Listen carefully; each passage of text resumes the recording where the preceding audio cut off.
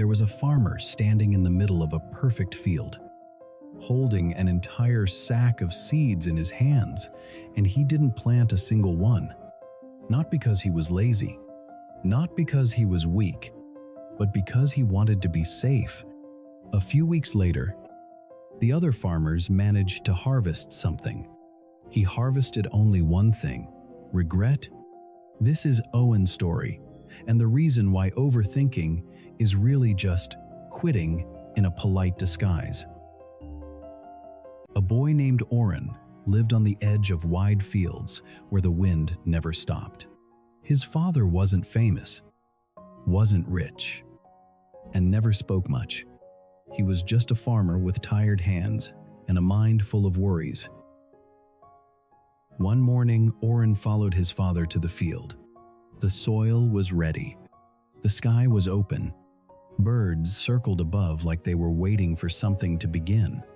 A bag of seeds hung from his father's arm, but his father didn't plant. He stood there with the seeds and didn't move. Oren waited, then finally asked, "Dad, aren't we planting today?" His father sighed. "What if the rain doesn't come?" Oren frowned. "Then we plant something else." His father shook his head. "If we plant millet and rain fails, we lose it all." A neighbor walked by and called out, "Have you planted wheat?" "No." Oren's father answered, "I'm worried there won't be rain." "Then will you plant cotton?" the neighbor asked. "No." The father said, "I'm worried insects will eat it." The neighbor stared. "Then what will you plant?" Oren's father hesitated, then said the quietest, saddest sentence Oren had ever heard: "Nothing. I want to be safe." The neighbor walked away without arguing. Oren stood frozen, hearing those words echo inside him. Nothing. Safe. On the way home, Oren noticed other fields. Some had seeds already in the ground. Some had small green sprouts. Not perfect, not guaranteed, but alive. At home, Oren's mother cooked in silence. The storage room looked emptier than last season. Oren watched his father sit outside, staring at the horizon like the sky owed him certainty. Weeks passed. Oren's father kept waiting for the perfect moment. He listened to rumors about weather. He watched clouds like they were judges. He asked everyone what they thought, collecting opinions like he could build certainty out of them. Meanwhile, other farmers planted. Some lost crops to bugs. Some lost crops to dry days. But many still grew something enough to keep moving. Even the ones who failed learned faster than the ones who never started. Oren's home stayed quiet. The storage room stayed empty. One evening, Oren saw his mother counting money with a tight face. She separated coins slowly, like each one mattered too much. "Why are we struggling?" Oren asked. His mother didn't blame his father. She only said, "Because we didn't start." That night, Oren couldn't sleep. He kept thinking about his father's words, "I want to be safe." Then Oren thought about his own life, about school, about dreams he never said out loud because they felt too risky. He wanted to join a debate club, but he feared sounding stupid. He wanted to apply for a scholarship, but he feared rejection.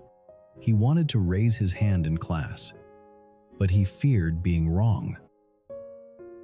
He realized he had the same disease, not planting in the field, not planting in himself. The next morning, Oren found his father sitting outside, staring at the horizon. The bag of seeds sat by the door, untouched, like a plan that never became real.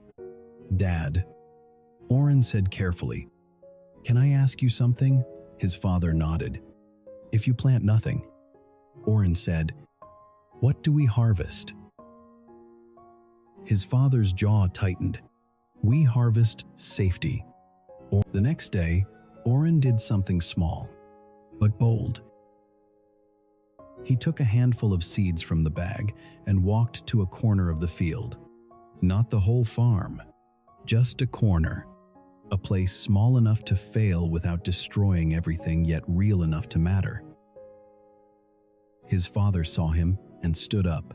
"What are you doing?" Oren's hands trembled. But he kept moving. "I'm planting," he said, "just a little." His father stepped closer. "It's risky." Oren nodded. "Everything is." He pushed seeds into the soil. Not a full harvest, not a perfect plan, just a beginning. For a moment, his father looked angry. Then the anger faded, replaced by something heavier. A long silence passed. Finally, Oren's father crouched beside him. He took seeds too. His hands moved slowly, like he had forgotten how. He pressed the seeds down, then covered them, then pressed again as if he was testing whether the ground would punish him. Oren didn't celebrate. He didn't say, "I told you so." He just kept planting. Days later, rain didn't come immediately. Bugs did show up, and Oren's father panicked for a moment, his old habit returning. "See," he said, "this is what I feared." Oren didn't argue. He acted. They protected the seedlings. They rebuilt what was damaged. They used simple methods the neighbors had used for years. Methods Oren's father never learned because he never started. And slowly, something grew. Not perfect, not huge, but real. Oren watched green shoots break through the soil and felt a strange peace. One evening, Oren walked with his father past the young plants. The wind still blew, but the field no longer looked empty. His father spoke first. "I thought being careful would protect us."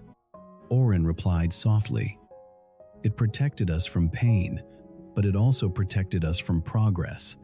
His father nodded, eyes on the field. "I was afraid of failing."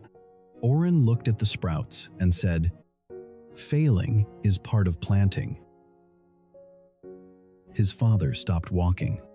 "I told myself I was being responsible," he said, "but really, I was hiding."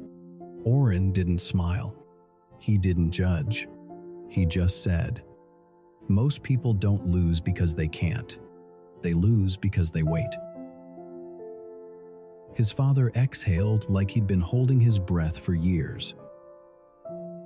Here's the lesson. Overthinking is a quiet form of quitting. Fear uses logic to keep you still. It whispers, "Wait until you know for sure." But life doesn't offer certainty. It offers choices. If you want to harvest, you have to put seeds in the ground, in your field, in your skills, in your relationships, in your future. Plant something. Start small if you must, but start. Because the safest way to fail is to never begin. And the saddest part, you can call it being careful your whole life and still end up with empty hands. If you're waiting for the perfect moment, comment plant. Remember, the perfect moment doesn't just arrive. You create it.